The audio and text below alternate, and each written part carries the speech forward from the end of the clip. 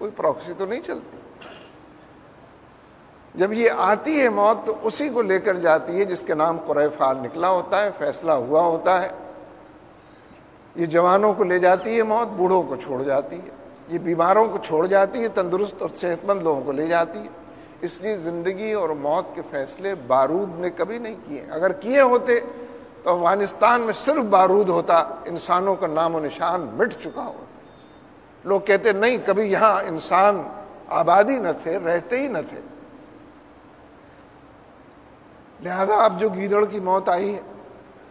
ویسے تو گیدڑ کی بھی توہین ہے امریکہ کو گیدڑ کہنا. جتنا گیا گزرا یہ امریکہ ثابت ہوا ہے, ہر اعتبار سے, ہر میزان اور پیمانے پر جس قدر ہلکا یہ ثابت ہوا. دیکھیے ہلکے اور بھاری کا تعلق اور قوی اور ضعیف کا تعلق, ہم اپنے ایمان کی بنیاد پر یہ بات کہتے ہیں کہ اخلاقیات سے اس کا تعلق. جو لوگ اخلاق کے دائرے کے اندر صفر ہوں گے وہ اسلحے اور ساز و سامان کے باوجود شکست سے اور ہزیمت سے دوچار ہوں. یہ اخلاقی بحران, یہ جو آج کل مغربی دنیا میں بظاہر فائنینشیل کرائسس, اقتصادی بحران کا ذکر بہت سننے کو مل رہا ہے اپنی جگہ پر, لیکن قوموں کی زندگی میں اصل کرائسس اور بحران مورل کرائسس, اخلاقی بحران ہوتا ہے. پوری تاریخ آپ پڑھ جائیے, جو قومیں اخلاقیات سے ماورا ہو جاتی ہیں, بانجھ ہو جاتی ہیں اخلاقی حوالوں سے, وہ بالآخر سیاسی طور پر بھی زندہ نہیں رہ پاتی, وہ اقتصادی طور پر بھی بحران کا شکار ہوتی. امریکہ کا اخلاقی بحران, صرف ایک مثال اگر میں عرض کروں, جارج بش نے یہ اعلان کیا تھا کہ عراق کے پاس ویپنز آف ماس ڈسٹرکشن موجود, تباہی پھیلانے والے ہتھیاروں کی آماج گاہ عراق ہے, لہذا اس پر حملہ آور ہونا ضروری. پوری دنیا اس پر حملہ آور ہو گئی, آج تک ایک سوئی بھی برآمد نہیں ہو سکی. جھوٹ کی بنیاد پر لاکھوں انسانوں کو تہہ تیغ کر دیا گیا. وقت کی سپر پاور نے جھوٹ بولا اور اس کے جتنے اونے پونے لوگ تھے سب نے اس کی تائید کی. یہ اخلاقی بحران کہ جھوٹ کی بنیاد پر, غلط اطلاع دینے کی بنیاد پر خود ہی ان پر چڑھائی کر کے ان کو تہس نہس کرنے کی کوشش کی. اس لیے ذہن میں اس بات کو بار بار ہمیں تازہ کرنا چاہیے کہ فرد کے لیے بھی اور قوموں اور معاشرے کے لیے بھی اصل بحران, اصل کمزوری, اصل کمی جو ہے وہ اخلاقی بحران اور اخلاقی قدروں کا پامال ہونا ہے. اخلاقی قدروں میں آپ سب اس بات سے واقف ہیں کہ کچھ تو بنیادی انسانی اخلاقیات, کچھ اسلامی اخلاقیات. انسانی اخلاقیات تو سب میں ہونی چاہیے نا. کوئی قوم کی حیثیت سے, فرد کی حیثیت سے, کوئی مذہب رکھتا ہو, مذہب کا ماننے والا نہ ہو, لیکن جھوٹ کو جھوٹ, سچ کو سچ کہنا چاہیے. دھوکہ فریب, لوگوں کا غلط طریقے سے مال کھانے اور جان لینے سے گریز کو, یہ اخلاقیات کے دائرے کے اندر شامل. دیکھیے ضمناً ایک بات ذہن میں آ رہی ہے, یہ جو ہم اس وقت ذی الحجہ کا مہینہ گزار رہے ہیں, قرآن پاک سے اس بات کو لوگوں نے سمجھا ہے کہ 4 مہینے ہیں کہ جو حرمت والے مہینے ہیں, اور امت کا اس پر اتفاق ہے ہمیشہ سے کہ یہ 4 مہینے ذی قعدہ, ذی الحج, محرم الحرام اور رجب کے مہینے. وقت تو نہیں ہے, بجا طور پر ایک سوال پیدا ہوتا ہے کہ یہ اس کا مطلب کیا ہوا. محرم الحرام کہتے ہیں کہ کاہے کے لیے حرام ہے یہ مہینے, حرمت کیا ہے ان مہینوں کی. مختصر ترین بات تو یہ ہے کہ ان مہینوں کے اندر نیکی کا اجر و ثواب بھی زیادہ ہے اور معصیت اور گناہ کی پکڑ اور باز پرس بھی زیادہ ہے. جب اللہ تبارک و تعالیٰ نے بتا دیا کہ یہ حرمت والے مہینے ہیں تو اعتراض کیا جائے, گریز کیا جائے, بچنے کی زیادہ کوشش کی جائے اس کی نافرمانی سے, اس کی معصیت سے, اس کے گناہوں سے.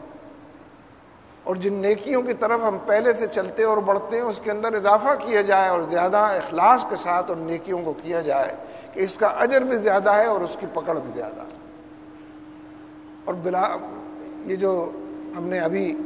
ذی الحجہ کے ابتدائی 10 دن گزارے ہیں، کسی اور دن میں نیکی کا وہ اجر و ثواب اور اللہ تعالیٰ کو وہ نیکی اتنی پسند نہیں ہے جتنی کہ ان 10 دنوں کے اندر وہ نیکی پسند ہے۔ اس میں بھی ایک بڑا لطیف باریک سا نکتہ ہے۔ دیکھیے دن تو سارے ایک ہی جیسے ہیں، سورج طلوع ہوتا ہے، سورج غروب ہوتا ہے، چاند نظر آتا ہے، روشنی اپنی پھیلاتا ہے، کبھی اندھیرا ہوتا ہے، دن اور راتیں تو ساری ایک جیسی ہیں نا۔ جس کو اللہ تبارک و تعالیٰ فرما دے کہ یہ برکت والی رات ہے تو وہ لیلۃ القدر ہو جاتی، 1000 مہینوں سے بہتر ہو جاتی، حالانکہ رات وہ گزری ہوئی شب کے برابر ہی ہوتی ہے، آنے والی شب جیسی ہی ہوتی ہے، لیکن کیونکہ ان لمحات کو اللہ تبارک و تعالیٰ نے بابرکت قرار دیا ہے، اس لیے وہ بابرکت۔ یہ جو حرمین ہے، حرم کعبہ ہے، مدینہ ہے، مدینہ منورہ ہے، روضہ نبی صلی اللہ علیہ وسلم جہاں ہے، ایک جگہ نماز پڑھیں آپ تو 1,00,000 نماز کا ثواب ہے حرم کعبہ میں، دوسری جگہ نماز پڑھیں تو 50,000 نمازوں، حالانکہ نماز تو ایک ہی طرح کی ہوتی، لیکن اللہ تبارک و تعالیٰ نے کچھ مقامات کو، کچھ دنوں کو، کچھ راتوں کو ہمیں ابھارنے کے لیے، نیکی کی طرف لانے کے لیے، ترغیب دلانے کے لیے کچھ کے اندر برکتیں اپنی پنہا کی ہیں اور اس کا اعلان کر دیا۔ یہی معاملہ گناہ کا بھی اسی طریقے، مثلاً حالت احرام میں گناہ کرنا، حرم کعبہ کے قریب اور اندر گناہ کرنا، تو گناہ ہے، لیکن اس کی سنگینی کے اندر اضافہ ہو جاتا ہے جب وہ ان مقامات پر کیا جائے کہ جو اپنی برکت اور تقدس اور اللہ تبارک و تعالیٰ کی رحمت کے حوالے سے اپنی پہچان رکھتے ہیں۔ اسی لیے آپ نے دیکھا ہوگا اور سنا ہوگا کہ یہ جو مجاہدین کے لشکر ہیں، جذبہ جہاد سے سرشار جو لوگ معاشرے کے اندر موجود ہیں، اور اللہ کا بڑا فضل ہے، یعنی امت کے خلاف چارج شیٹ میں بھی پیش کر سکتا ہوں، آپ بھی پیش کر سکتے کہ امت کا حال بڑا خراب ہو گیا، لیکن امت کے اندر ایک بیداری کی لہر بھی موجود ہے، ایمان کی طرف لوٹنے پلٹنے کا عنوان بھی موجود ہے، اپنے رب سے توبہ اور استغفار کرنے اور اسی قرآن و سنت کے حوالے سے اپنی پہچان کو قائم کرنے کا ایک داعیہ بھی موجود ہے۔ جتنے مسلمانوں کے معاشرے ہیں یا جتنے غیر مسلم معاشروں کے اندر مسلمان موجود ہیں، ان سب جگہ پر بیداری کا یہ عنوان پایا جائے۔ بیداری کسے کہتے ہیں؟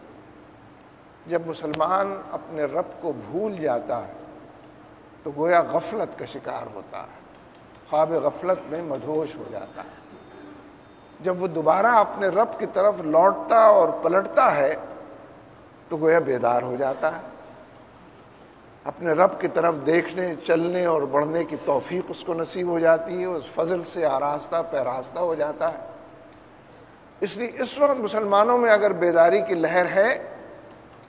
اور کوئی گوشہ دنیا کا ایسا نہیں ہے کہ جہاں مسلمان بستے ہوں اور یہ لہر موجود نہ ہو، ایمان کی طرف لوٹنے پلٹنے،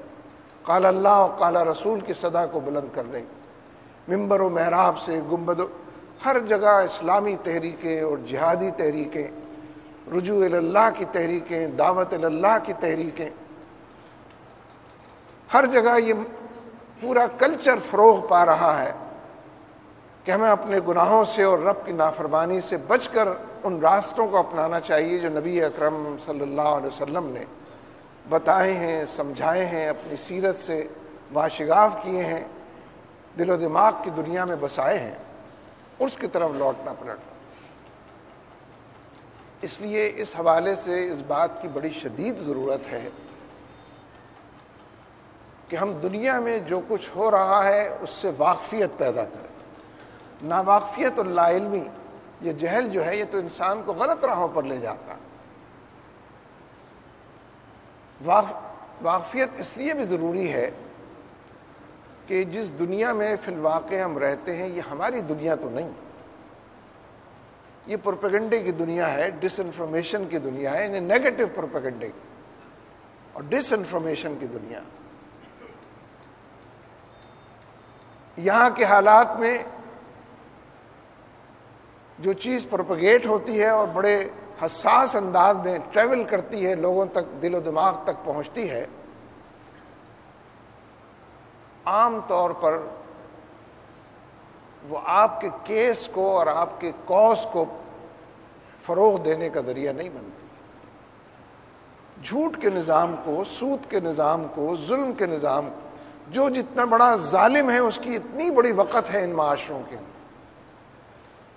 یہ جو تلاوت ہم کرتے ہیں اور ثواب بھی لیتے ہیں، ان اکرمکم عند اللہ اتقاکم،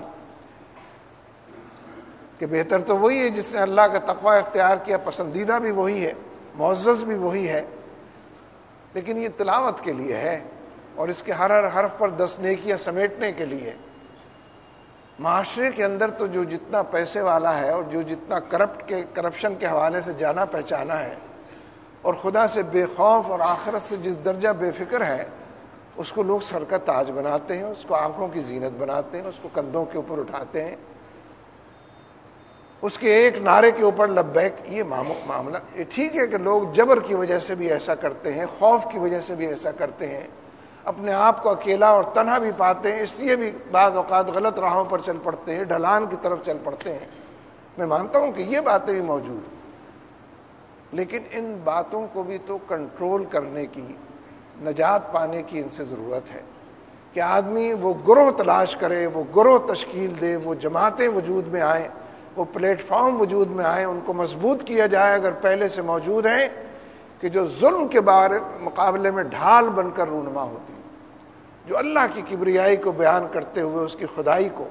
اس کے احکامات کو، اس کی شریعت کو نافذ کرنے کے لیے کوشاں ہوں۔ اس لیے کہ یہ بھی ایک حجت اور اتمام حجت ہے کہ جیسا کہ میں نے عرض کیا کہ معاشرے کے اندر یہ تحریکیں موجود ہیں، بندوں کو بندوں کی خدائی سے نکال کر بندوں کو بندوں کے رب کی طرف ہکانے کی تحریکیں موجود ہیں۔